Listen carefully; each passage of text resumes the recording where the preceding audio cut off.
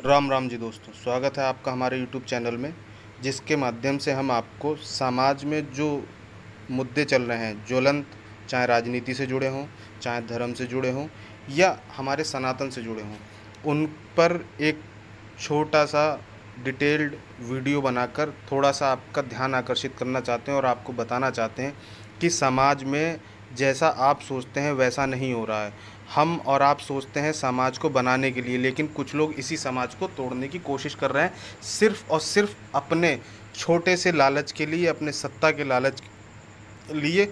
और झूठे भाईचारे का जो आडंबर रचा जा रहा है, झूठे भाईचारे के आडंबर में जो सनातनियों को फंसाकर उनका कत्लेआम किया जा रहा है, जिस तरीके से उनकी संपत्तियां कब्जा की जा रही हैं, उनकी माँ बहन बेटियों के साथ जो अन्याय हो रहा है, उसको लेकर तो आज हम जो टॉपिक लेकर आए हैं वो है भाईचारा। इससे पहले हम जो टॉपिक कवर कर चुके हैं उनमें बांग्लादेश था, वक्फ बोर्ड था और सत्ता का लालच था। आज हम टॉपिक लेके आए भाईचारा। तो सुनने में तो भाईचारा एक बहुत अच्छा शब्द लगता है, लेकिन जिसमें भाइयों को कोई आपत्ति नहीं है, लेकिन भाईजानों को बहुत आपत्ति है। भाईजान तो आपको चारा समझते हैं, लेकिन आप भाई बन के उनके प्रति सौहार्द झलकाने की कोशिश करते हो, लेकिन ऐसा नहीं है।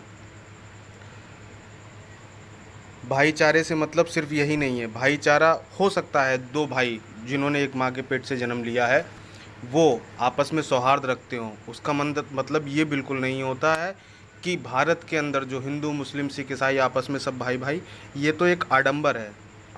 हिंदू मुस्लिम न कभी भाई थे न कभी भाई होंगे, क्योंकि जब देश का बंटवारा हुआ तो उसका आधार ही धर्म था।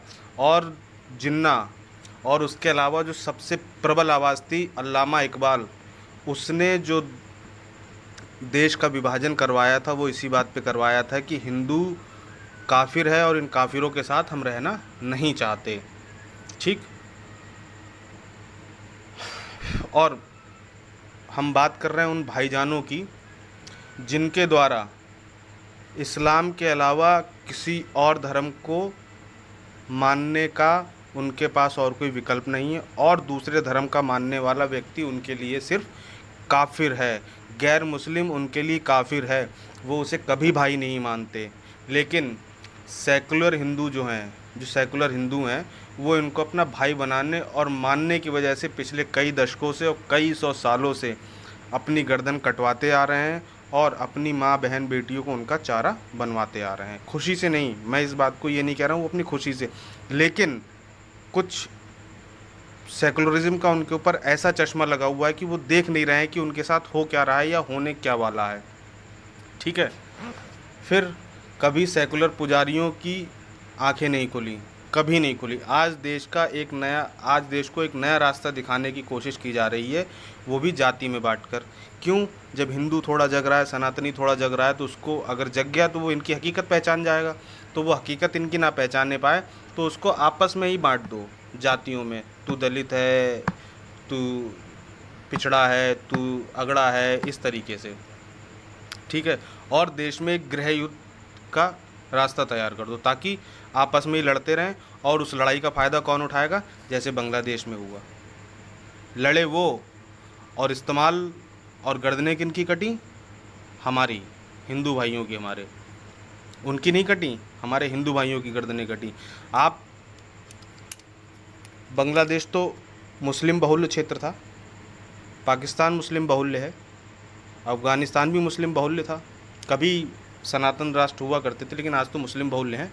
लेकिन वहाँ क्या हुआ? सारे सनातनी, सारे हिंदू, सारे सिख, सारे जैन, सारे बौद्ध, सारे सब कुछ गायब हो गया ना। क्यों? क्योंकि हम भाईचारा निभा रहे थे, वो हमें चारा मान रहे थे।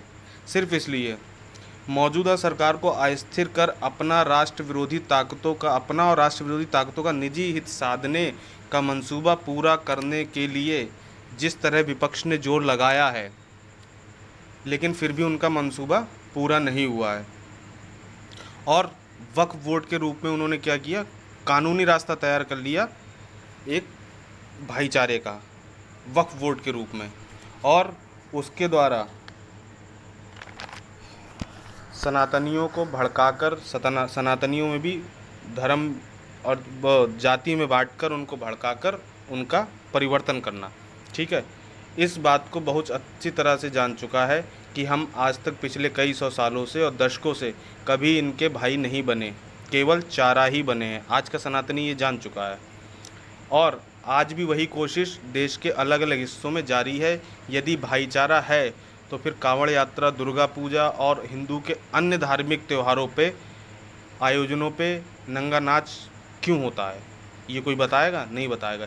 यदि देश में 2014 में बीजेपी की सरकार ना बनी होती तो आज भारत देश में भी कोई भी हिंदू ना तो होली मना पाता और ना ही दिवाली। ये बिल्कुल यथार्थ है, नहीं मना पाते हम ना होली ना दिवाली। मैंने आपको हेलमेट वाला उदाहरण दिया था। अब बहुत से लोग मेरी इस बात को सुनकर बोलेंगे, क्या बीजेपी से पहले हम त्यौहार नहीं मनाते थे? मनाते थे। किसने मना किया? नहीं मनाते थे, खूब मनाते थे। लेकिन क्या होता था आपको नहीं पता? 2012 में जब अखिलेश यादव मुख्यमंत्री बने, उन्होंने क्या किया? कांवड़ यात्रा में डीजे बंद करवाए। ठीक, उसके बाद होली पे एक बार त्यौहार पड़ा होली का, जिस दिन ईद पड़ रही थी, त्यौहार बंद करवा दिया। दिवाली पे पटाखे पे बैन लगवा दिया। और यूपी ही क्यों, दिल्ली में अरविंद केजरीवाल ने पटाखों पे बैन नहीं लगाया क्या? दिल्ली में अरविंद केजरीवाल ने होली पे रंग खेलने का टाइम निश्चित नहीं किया क्या? क्यों? क्योंकि पानी बर्बाद होता है। लेकिन जब इनके यहाँ कुर्बानियाँ दी जाती हैं और उन कुर्बानियों में सैकड़ों लीटर खून बहता है और उस खून को साफ़ करने के लिए जो पानी बहाया जाता है, क्या वो पानी की बर्बादी नहीं है? इसका जवाब कौन देगा? ठीक, देश का सबसे बड़ा सूबा उत्तर प्रदेश, उसमें अखिलेश यादव कहते हैं कि होली पे पानी बर्बाद होता है। होली पे पानी बर्बाद होता है, ये कुर्बानियाँ देते हैं, उसको सफाई करने के लिए पानी जो लगता है वो पानी बर्बाद नहीं होता, उससे प्रदूषण नहीं फैलता, नालियाँ बजाती हैं खून से, जिन नालियों में सिवाय जानवरों के खून के और कुछ नहीं होता है। गौ तस्करी, जिसको रोकने के लिए आज तक कानून नहीं बना, तो जब गौ तस्करी रोकने के लिए सरकार ने कानून बना दिया तो उसको क्या बना दिया? छुट्टा जानवर का उनके ऊपर आरोप लगा दिया कि उन्होंने पूरे प्रदेश में छुट्टे जानवर छुड़वा दिए हैं। ठीक, तो और मौजूदा परिप्रेक्ष्य में आज की ही बात कर लें, जिस समय में ये वीडियो आप लोग सुनेंगे, अयोध्या, यही भाईचारा उस नाबालिग बच्ची के साथ निभाया गया क्या? भाईचारे का शिकार हुई वो नाबालिग बच्ची, उसके माँ बाप से पूछिए जो लोग भाईचारे की बात करते हैं। और पदाधिकारी कौन सी पार्टी के हैं? समाजवादी पार्टी के। अखिलेश यादव के मुंह में दही जमा हुआ है क्या? अखिलेश यादव ने संसद में छाती पीट रहे हैं उसके डीएनए टेस्ट के लिए। तो अखिलेश यादव को शर्म आनी चाहिए। ना तो उन्होंने इस बात के लिए माफ़ी मांगी और ना ही अपने पार्टी से उस पदाधिकारी को, सो कॉल्ड मोहित खान जिसका नाम है, उसको बाहर निकाला। तो अगर इस तरीके से आप भाईचारा निभाएंगे तो आप याद रखिए, इन नेताओं की बातों में आकर आप चारा ही बन पाएंगे, भाई कभी नहीं बन पाएंगे। क्या बिहार में लालू ने शहाबुद्दीन के साथ मिलकर कितने हिंदुओं का कत्लेआम करवाया? क्या इस बात को किसी ने आज तक कुछ कहा? किसी ने इस पे आपत्ति जताई? कौन नहीं जानता इस बात को कि शहाबुद्दीन को शहाबुद्दीन बनाने वाला कौन था? लालू प्रसाद यादव। लेकिन किसी भी राजनीतिक बड़े व्यक्ति, क्योंकि वो मुख्यमंत्री रहे थे, प्रदेश के मुख्यमंत्री थे, तो किसी भी बड़े राजनेता के यहाँ आज तक कोई दुर्घटना घटी नहीं है। केवल भाईचारे के नाम पे दुर्घटना घटी तो एक आम कार्यकर्ता के ऊपर और एक जो निचले तबके का, कह लीजिए साधारण हिंदू या सनातनी परिवार है। और मरता हिंदू ही है, कोई नहीं मरता। पश्चिम बंगाल में भी मरता हिंदू ही है, जहाँ भी मुस्लिम बहुल्य एरिया है मरता हिंदू ही है। क्या जो मणिपुर जला, मणिपुर में क्या है, कौन मरा? हिंदू ही तो मरा मणिपुर में भी, कोई और थोड़ी मर गया। हिंदू ही मर रहे हैं हर जगह। तो ये आपको सोचना पड़ेगा कि आपको क्या चाहिए, भाई चाहिए या चारा चाहिए? आप भाई बनोगे या चारा बनोगे? धन्यवाद दोस्तों।